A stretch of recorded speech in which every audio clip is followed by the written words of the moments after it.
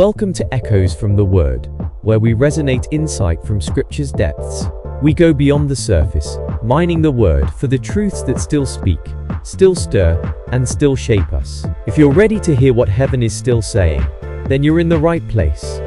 Let's journey into the Word and let its echoes transform your world. Echoes from the Word is brought to you by Biblical Mind. Now here is today's echo. Today is a day of celebration. It is a day set aside to honor fathers. But while we celebrate, we also need to speak a word that's both encouraging and challenging. There is a notable crisis affecting families, communities, and entire generation. This crisis is an epidemic not of disease, but the pain of absence. So many homes and hearts are hurting because fathers are missing. In the US alone, 1 out of every 4 children grows up in a home without a father. That's more than 17 million boys and girls growing up without the steady love, voice, or guidance of a father figure. This isn't just sad, it is serious. The effects are real. Children without fathers are 1.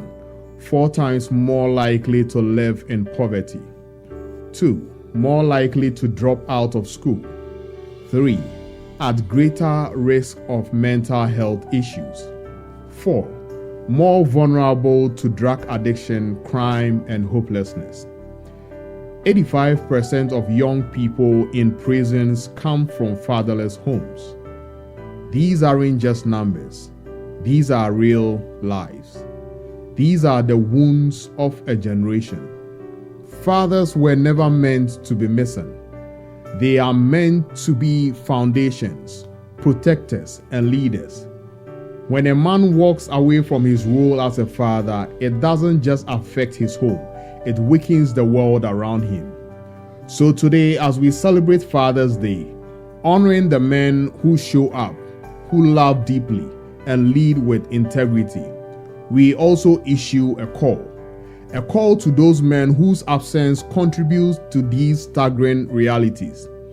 It is not too late to return, not too late to become, not too late to rise and reclaim the mantle of responsibility that God has placed on your shoulders. 1 Samuel 4:7-9 offers a striking glimpse into the Philistines' response to a moment of intense crisis. Upon hearing that the Ark of the Covenant had entered the Israelite camp, they were seized with terror. Their fear stemmed from a sobering awareness of divine power and their own vulnerability. "Woe to us," they cried. "Who can deliver us from the power of these mighty gods?"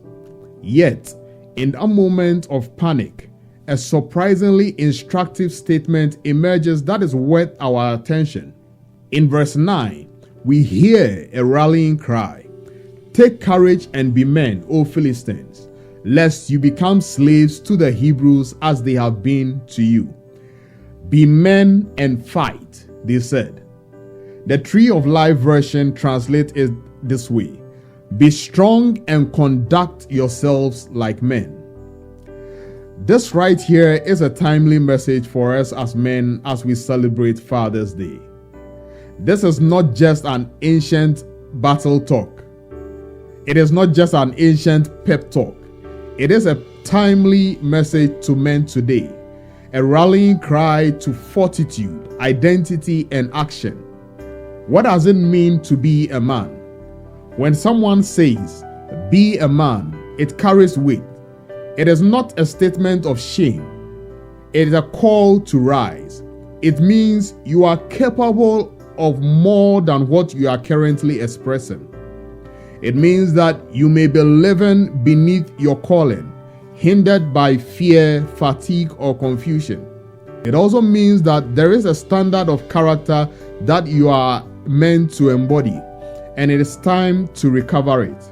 There are qualities like courage, discipline, emotional steadiness, leadership, responsibility that are inherently woven into the essence of true manhood.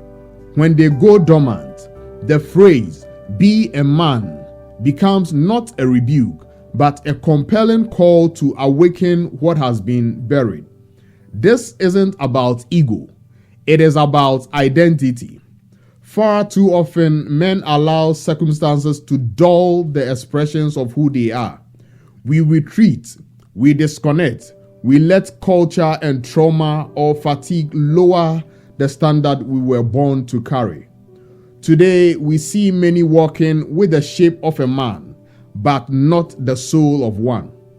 The strength, stability, and character that once defined men, their integrity to stand, the courage to endure, the resolve to protect and provide, are often missing. So what do we see?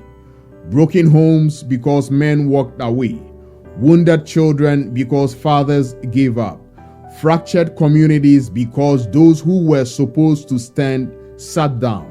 No matter how far a man has fallen, the call to rise still stands.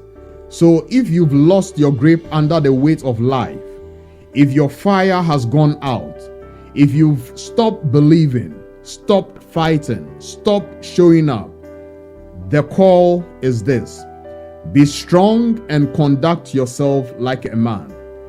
It is not to scold or shame you. Rather, it is a sacred reminder that you were made for more, made to stand. There is a standard of character you were made to carry, but right now it is not showing. Let today be the day you stop running from being a man and start walking in it. God believes in you enough to call you back to it. So stand up and take ownership now. In Luke 2:49, Jesus said, "I must be about my Father's business." That single phrase reveals something profound.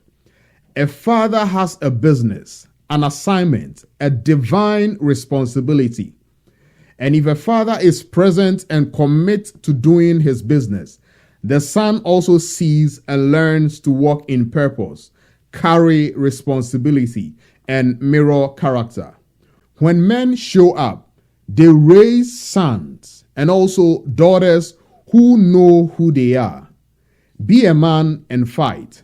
There is a greater restorative process that can be started today if you will heed to this call. Let this be the moment where something shifts. Be strong and conduct yourself like men, regardless of the size of the challenge that confronts you. Let the call echo. Fight for your family. Fight for your marriage. Fight for your children. Because to be a man is not just a title, it is action. So stand up and show up. The world doesn't need more passive men. It needs present and actionable men. This is your call, and now is your moment. Be strong and conduct yourself like a man. God bless you, and happy Father's Day.